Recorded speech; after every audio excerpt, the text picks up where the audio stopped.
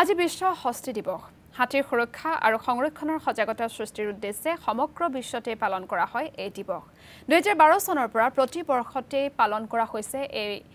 বিশ্ব হস্তি দিৱস কাজিৰঙা ৰাষ্ট্ৰীয় উদ্যানৰ অধীনৰ বন্যপ্ৰাণী উদ্ধাৰ পুনঃ সংস্থাপন কেন্দ্ৰত প্ৰায় 200টা হাতীৰ চিকিৎসা কৰা হৈছে বৰ্তমান অসমত মাত্ৰ 6000 মানহে হাতী আছেগৈ হে সংঘাতৰ বিপৰীতে সহবাসৰ বিষয় উত্থাপন কৰে কেন্দ্ৰটোৰ এগৰাকী বিশিষ্ট চিকিৎসকে আৰু এই সন্দৰ্ভত আমাক সবিশেষ জনাব মনোজ প্ৰতিম শইকীয়াই হয় আজি বিশ্ব হস্তি দিৱস হাতীৰ সংৰক্ষণ তথা সজাগতাৰ প্ৰতি লক্ষ্য ৰাখি প্ৰতি বছৰে আজিৰ দিনটোত বিশ্ব হস্তি দিৱস হিচাপে পালন কৰি অহা হৈছে আৰু আজিৰ দিনটোত আমি উপস্থিত আছো কাজিৰঙা বন্যপ্ৰাণী উদ্ধাৰ পুনঃ সংস্থাপন কেন্দ্ৰত আৰু আজি বিশ্ব হস্তি দিৱস উপলক্ষে আমি আমাৰ যদি ডাটা চোৱা যায় যোৱা 24 বছৰে আমি হক দিয়াৰৰ বাদে দ্বিতীয়টো সৰ্ববৃহৎ যোনটো যাক আমি চিকিৎসা কৰিছোঁ যাৰ পৰিচৰ্যা কৰি পুনৰ বনত মুকলি কৰি দিছোঁ সংখ্যা হিচাপে হাতীয়ে দ্বিতীয় প্ৰথমটো হক দিয়াৰ দ্বিতীয়টো হাতী এতিয়া আপোনালোকে জানে যে আমাৰ হাতীৰ পোৱালিয়ে হওক বা প্ৰাপ্তবয়স্ক হওক সকলো ফালে আমাৰ হাতী বিপদসংকুল তেওঁলোকৰ বাসস্থান কমি আহিছে আৰু তেওঁলোকৰ আৰু হাতী আৰু মানুহৰ সংঘাত বা যি শব্দই প্ৰয়োগ নকৰে কিয় হাতীৰ কাৰণে বৰ বিপদজনক হৈ গৈছে জীয়াই থকাটো গতিকে সেনেকুৱা মুহূৰ্তত সেনেকুৱা সময়ত যেতিয়া হাতী আঘাতপ্ৰাপ্ত হয় বা মাকৰ পৰা বিচ্ছিন্ন হয় আমাৰ ইয়ালৈ চিকিৎসাৰ বাবে আহে বা আমি যিবিলাক ডাঙৰ হাতী প্ৰাপ্তবয়স্ক হাতী বা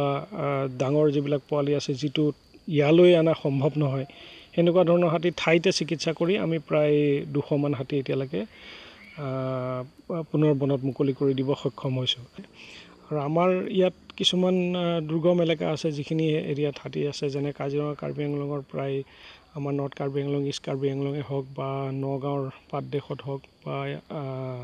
সেইখিনি এৰিয়াত যিখিনি হাতী আছে সেই হাতীখিনিয়ে তাৰমানে এতিয়া খুব দীঘলীয়াকৈ তাৰমানে তেওঁলোক চলাচল কৰিব পৰা নাই হয়তো কিছুমান সৰু সৰু পকেটত যেনে আমাৰ গোলাঘাটৰ যিখিনি হাতী আছে সেইখিনি একেবাৰে সৰু সৰু পকেটত সীমাবদ্ধ হৈ গৈছে গতিকে তাৰ ফলত মানুহৰ লগত তেওঁলোকৰ সংস্পৰ্শটো দিনক দিনে বাঢ়িছে আৰু সেইকাৰণে মানুহৰ লগত সংঘাতো বাঢ়িছে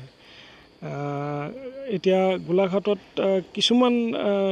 ঘটনা দেখিলে আমাৰ যোৱা বছৰৰ এটা ঘটনা আছিল যে মানুহৰ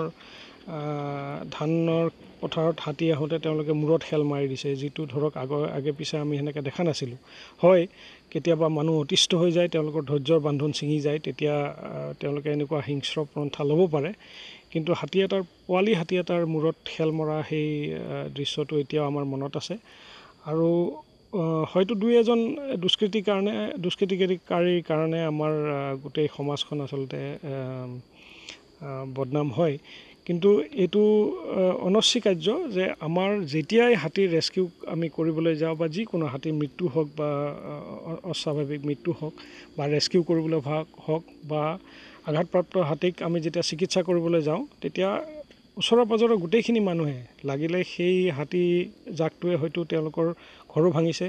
তেওঁলোকৰ শস্য খাই নষ্ট কৰিছে কিন্তু যোনদিনাখন আমি যাওঁ আৰু যোনদিনাখন ৰেস্কিউ কৰিবলগীয়া হয় সেইদিনাখন কিন্তু আমাৰ ওচৰৰ পাজৰৰ গোটেইখিনি মানুহ আমাৰ বন বিভাগৰ লগত থাকে প্ৰথম খবৰখিনি তেওঁলোকেই দিয়ে গতিকে যেতিয়ালৈকে আমাৰ কালচাৰত আমাৰ সমাজত হাতীৰ সেই স্থানটো অটুট থাকিব তেতিয়ালৈকে মই ভাবোঁ যে হাতীৰ সংৰক্ষণত আমাৰ এটলিষ্ট